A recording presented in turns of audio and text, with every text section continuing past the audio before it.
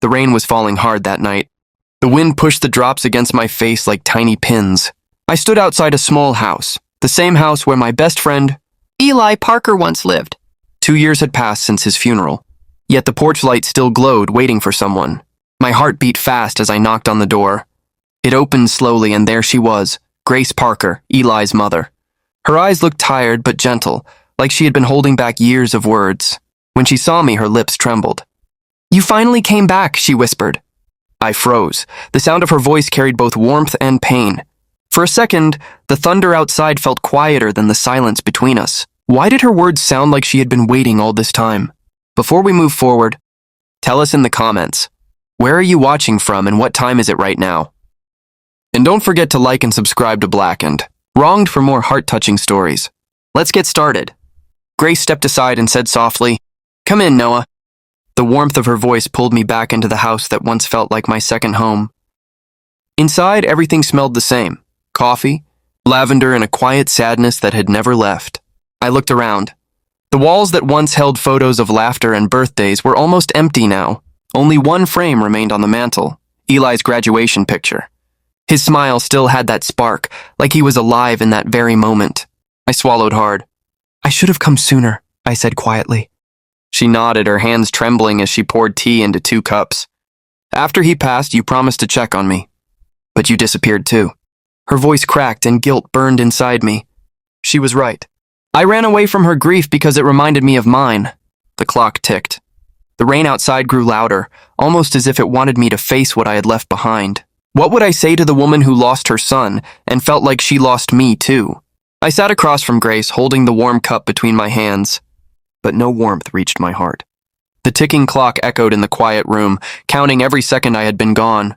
She looked at me with soft, tired eyes. "You know, Noah," she whispered, "sometimes I still set a plate for him. I still call his name in the mornings." Her words hit me like a storm. I looked at the empty chair beside her, Eli's chair. It hadn't moved since the last time I was here. "It's not silly," I said gently. "It's love." She smiled faintly, her lips trembling. "You sound just like him," she said. "You two were always the same, full of life, full of dreams."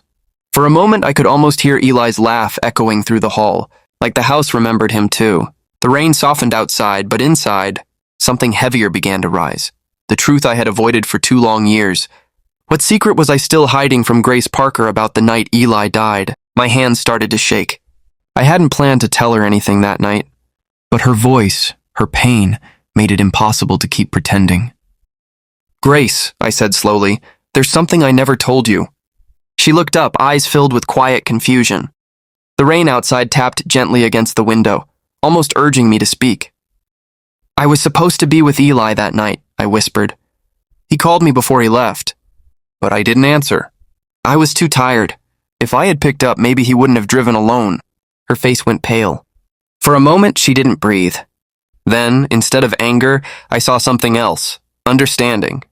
She reached out and placed her trembling hand over mine. "You don't have to carry that alone, Noah," she said softly. "It wasn't your fault." Tears burned my eyes. All these years I thought I had failed him, failed her.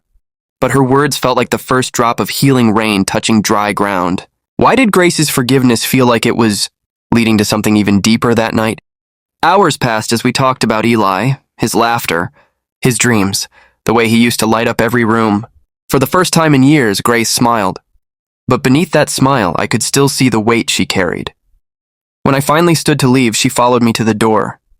The rain had slowed to a gentle drizzle, and the porch light flickered softly between us. She looked at me with trembling eyes and whispered, "Noah, stay with me tonight." Those 5 words froze me.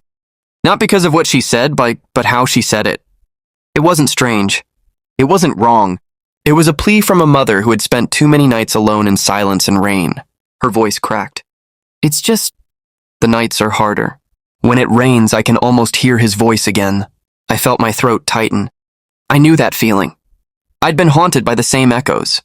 Would I stay, or walk away again, leaving her to face the darkness alone? For a moment, I couldn't speak. The sound of the rain filled the silence between us. Then I nodded slowly. "You don't have to be alone anymore," I whispered. Grace covered her face with her hands as tears slipped through her fingers. I didn't say a word. I just stepped forward and held her, the way I wished someone had held me when Eli was gone. It wasn't about comfort. It was about survival. Two broken hearts trying to stay warm in the cold. We sat in the living room side by side, listening to the rain as it softened outside. Grace showed me a box of old letters Eli had written before the accident. Some were silly, others deep. One said, "Noah's my brother, not by blood, but by choice." Those words shattered me. My eyes burned, but my heart began to feel lighter. Like Eli was still there, healing both of us through the words he left behind. What new promise would rise from the ashes of that long, painful night? As dawn crept through the curtains, the first light touched Grace's face. She looked peaceful, maybe for the first time in years. "He would have wanted us to keep living, you know," she said quietly. "To take care of each other." I nodded, my voice barely a whisper. "Then let's do that. Let's keep him alive that way." Something changed in that moment. The guilt that had chained me for years began to loosen. Grace smiled faintly and said, "Maybe this isn't the end of my story after all. Maybe it's just a new chapter." That single line felt like sunlight breaking through clouds. We both knew we couldn't erase the pain, but we could turn it into purpose. From that day on, I promised myself she would never feel that kind of loneliness again, and for the first time, I believed it too. How would that promise turn into something bigger than both of us? Something that could heal others too. Weeks turned into months, and that promise began to grow into something real.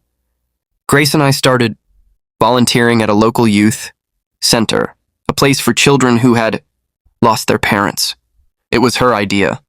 "If I can give them even a little love," she said one day, "then maybe Eli's love keeps spreading through me." Watching her smile at those kids, hearing her gentle laugh return, it was like watching someone learn to live again. And maybe I was learning too. Every story we heard, every tear we wiped away, reminded us that love doesn't vanish when people do. It simply finds new places to stay. The same house that once echoed with silence was now filled with laughter when I visited. The smell of coffee and lavender felt warm again. Even the rain outside sounded softer, like it had made peace with us. But how would I know that Eli was still with us? Even after all this time, one evening, as we walked home after closing the youth center, the sky began to weep again, soft, gentle rain falling over the quiet street. Grace looked up, smiling faintly. "He's watching over us tonight," she whispered.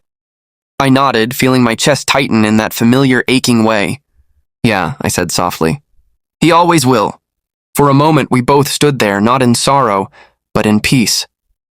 The rain no longer felt cold. It felt like Eli's way of saying he was proud of us. Sometimes love doesn't end, it just changes shape.